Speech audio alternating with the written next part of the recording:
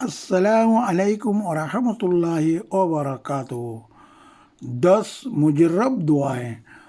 10वां তংস্তর আম্বিয়া আলাইহিস সালামর মুজরব দোয়া আয়াতে কোরআনে আলাই ইনার উদ্র তর্জমা তাইব ইনশাআল্লাহ আয়াত তর্জমা করে দিম।